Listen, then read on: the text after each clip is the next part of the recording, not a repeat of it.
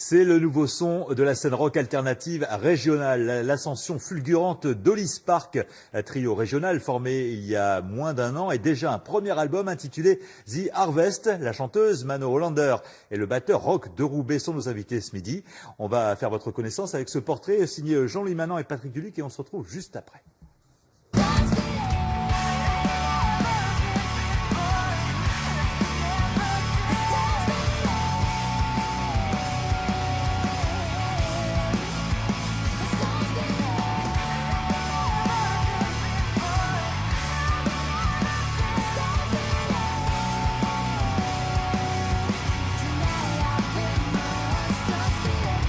Moi, je sais faire ça, du café et des glaçons. Ils sont drôles, infiniment sympathiques, pleins de jeunesse et de talent. C'est un pur bonheur de partager quelques heures avec ces trois-là, Manon, Kevin et Roch. Ils sortent leur premier album, The Harvest, un travail commun, très personnel. C'est arrivé parce qu'on a rencontré les bonnes personnes et qu'on a décidé de construire quelque chose ensemble. Et sans ces personnes-là, on n'aurait pas pu le faire. Sans notre vécu avant, on n'aurait pas pu le faire. Et puis, il faut avoir envie d'aller plus loin. On n'enregistre pas, enfin nous trois en tout cas, on n'a pas envie d'enregistrer et de se séparer et d'arrêter. On a envie de construire Hollis Park en fait.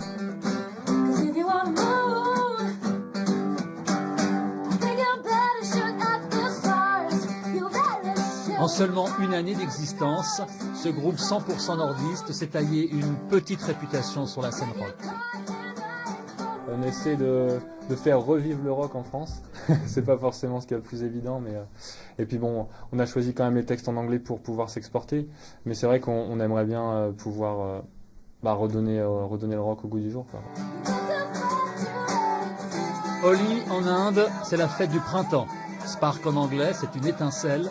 Hollis Park, c'est le rock zen.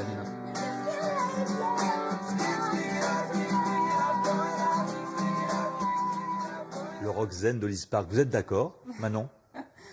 En quelque sorte, parce qu'il y a un peu de douceur en nous, mais malgré tout, ça reste du rock, quoi. On ne peut pas faire sans explosion. Rock, on a entendu dans ce reportage faire revivre le rock français. Quelle ambition! Le rock français se meurt? Non, j'ai pas l'impression qu'il se meurt, mais disons, j'ai pas l'impression qu'il ait jamais vraiment.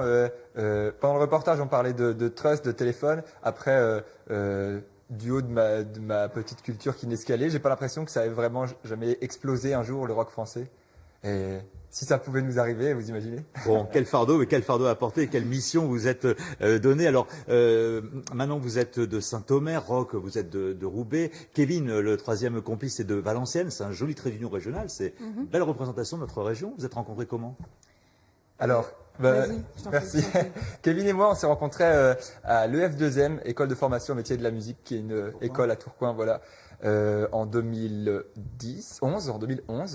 Et puis, au sortir de cette école, on a eu envie de fonder un projet ensemble. Et puis, c'est dans cet ancien projet, qui n'était pas Hollis Park, qu'on a rencontré Manon, en fait. Voilà. Et puis voilà, les choses ont commencé. Et alors ça a commencé en juin dernier. Première partie de Bertignac, un album. Le groupe n'a pas un an. Vous allez vite, très très vite. Hollis Park est un groupe pressé. Vous avez envie d'exploser très vite à la face du monde.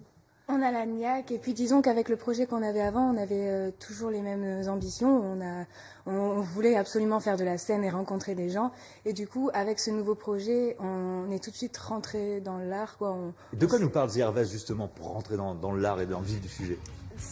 Ça parle en général de pas laisser tomber ses rêves, de toujours y croire et de se battre pour les vivre et pour les atteindre. Disposable Friends, amis jetables, ça nous parle de quoi cette chanson-là? Alors cette chanson, c'est moi qui l'ai écrite.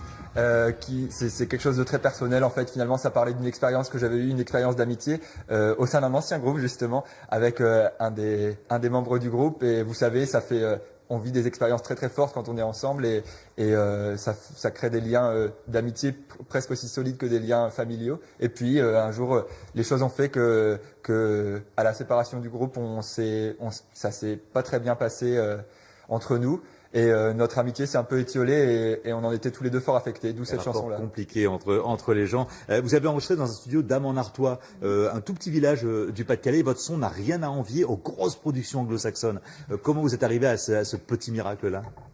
On a été chouchouté par l'ingénieur son du studio qui écoute aussi beaucoup de ce que nous on écoute. En fait, on a les mêmes influences et du coup, il a su comprendre tout de suite ce qu'on voulait sur l'EP. Et quelle voix, Manon, quelle voix! Depuis quand la travaillez-vous? C'est un talent que vous avez, c'est beaucoup.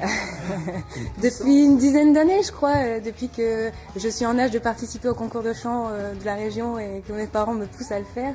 Mais ouais, ça fait une dizaine d'années que j'ai cette passion et que je lâche rien. Alors attention, on vous souhaite tout le bonheur du monde, hein, mais cerisier du Japon sur la pochette de votre premier album, The Harvest, c'est un arbre à la floraison très éphémère. On vous souhaite pas ce destin-là. Pourquoi ce choix? En vrai, c'est simplement parce qu'on trouvait ça très joli. Le branchage du cerisier du Japon est assez comment dire, il part un peu dans tous les sens. Ouais. Et nous, c'était quelque chose qui nous plaisait, cette image-là voilà, qui part dans tous les sens. Et on aimait le côté de branches qui se mélangent aussi et qui viennent d'un seul tronc. Merci. Ça, c'était notre groupe. Eh bien, merci beaucoup, Ulysse Park, d'être venu nous parler de ce premier album, The Harvest, et on vous souhaite tout le bonheur du monde Merci. et de Merci belles d'avoir moissons reçu. à venir. Merci à vous.